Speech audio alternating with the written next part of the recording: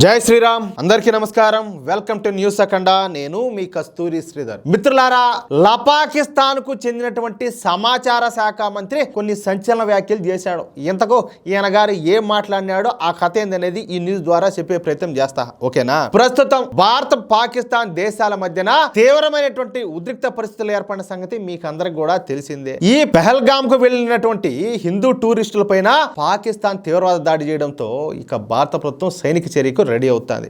ఈ క్రమంలోనే నిన్న మన ప్రధాని నరేంద్ర మోడీ గారు త్రివిధ దళాలకు ఫ్రీ హ్యాండ్ అయితే ఇచ్చేశారు. మీరేమైనా చేయండి, పాకిస్తాన్ కు గట్టి సమాధానం ఖచ్చితంగా ఇవ్వాలని చెప్పేసి స్పష్టం చేశారు. ఈ క్రమంలోనే నిన్న ప్రధాని మోడీ గారు నేవీ చీఫ్ తోనూ, అదేవిధంగా ఆర్మీ చీఫ్ తోనూ, ఎయిర్ ఫోర్స్ చీఫ్ తోనూ అత్యవసర సమావేశాన్ని నిర్వహించారు.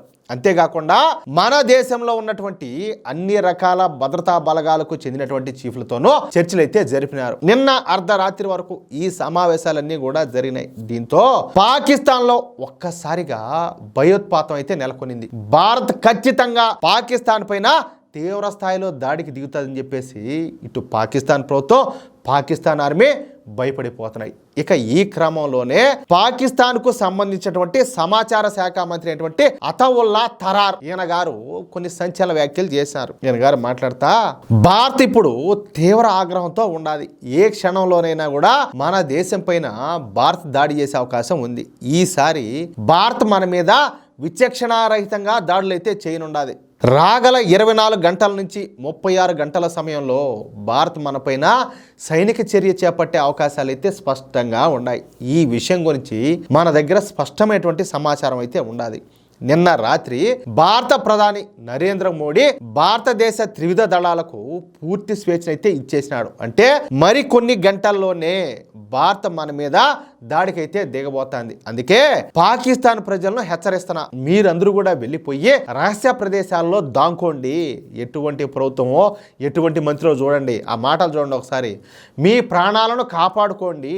భారత్ మీ మీద కూడా దాడి చేయొచ్చు. ఏ క్షణంలో అయినా ఏమైనా జరగచ్చు. మనం అన్ని రకాలుగా జాగ్రత్తగా ఉండాలి. అయినా భారత ప్రభుత్వం దుర్మార్గంగా వ్యవహరిస్తుందంట. అట్నా పహల్గామ్ దాడి గురించి పాకిస్తాన్కి అసలే తెలియదంట. నంగ బొక్కిది. ఈ నంగకి ఏమేగని తెలీదు. ఏమి ఎరగదమ్మా ఈ నంగ, ఏమేగని తెలీదా? అమాయకమైంది పాపం. ఇలా పాకిస్తాన్ చిన్న అమాయకత్వంగా అద్దింది. అసలు పహల్గామ్ అనే ప్రాంతం ఉండదని కూడా మన పాకిస్తాన్కు తెలీదు. పహల్గామ్లో జరిగినటువంటి సంఘటనను మనం మీడియాలో చూసిందాకా మనకు కూడా తెలీదు. కానీ భారత్ మాత్రం ఈ సంఘటనను అవకాశంగా తీసుకొని పాకిస్తాన్ పైన యుద్ధం చేయడానికి మిలిటరీ సన్నాహాలన్నింటినీ కూడా ప్రారంభించింది. ఏమే ఈ పెహల్గామ్ లో జరిగినటువంటి దాడి గురించి తటస్థమైన విచారణ నిర్వహిస్తామని చెప్పినప్పటికీ కూడా భారత్ మన మాట వినడం లేదని చెప్పేసి మాట్లాడినాడు. విచారణ చేస్తారా, చర్చలు జరుపుతారా? మీరేమో వచ్చి గిచ్చిపోతా ఉంటే ఈడ మేము చర్చల పేరుతో మేము కాలయాపన చేయాలా? మేము చేసేది పూర్తి చేస్తాము, ఆ తర్వాత కావాలంటే మాట అమ్మతి మళ్ళీ పెట్టుకుందాం. ఓకేనా? అది కథ. అయితే భారత్ చర్యకు పాకిస్తాన్ నుంచి ప్రతి చర్య ఉండబోతుందంట. ఓహో, అటులైతే ఓకే. ఈసారి భారత్ ను పాకిస్తాన్ బలంగా దెబ్బ కొడతాది. అది మనసులో అయితే నాకు చాలా ఆలోచనలన్నీ కూడా మెదిలిపోతున్నాయి. కానీ అవన్నీ నేను బయటికి చెప్పలేను. ఎట్ట దెబ్బ కొడతాది? ఈసారి భారతదేశాన్ని వదిలేది లేదు అంటూ ఓవైపు భయపడుతూనే ఈ పిచ్చివాగుడంతా కూడా వాగినాడు ఈ పిచ్చోడు.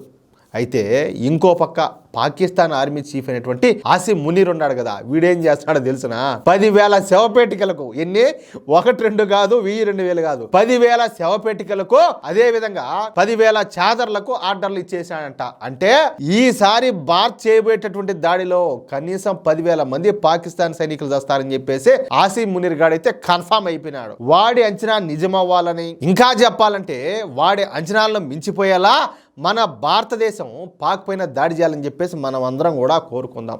ఎందుకంటే వాళ్ళ అంచనాలకు ఎప్పుడు కూడా మనం 10 అడుగులు పైన ఉండాలి కదా. అది నేను చెప్పబోయేది. మిత్రులారా, ఈ న్యూస్ కనుక మీకు నచ్చినట్లయితే ఖచ్చితంగా ఈ న్యూస్ నలుగురికి షేర్ చేయండి. అదే విధంగా ప్రతి ఒక్కరు కూడా మీ యొక్క అమూల్యమైన అభిప్రాయాలను ఖచ్చితంగా కామెంట్ రూపంలో తెలియజేయండి. అలాగే ఇంతవరకు మీరు గనక మన ఛానల్ను సబ్స్క్రైబ్ చేసుకున్నట్లయితే ప్రతి ఒక్కరు కూడా మన ఛానల్ సబ్స్క్రైబ్ చేసుకోండి, సపోర్ట్ చేయండి ప్లీజ్. జై శ్రీరామ్, జై హింద్.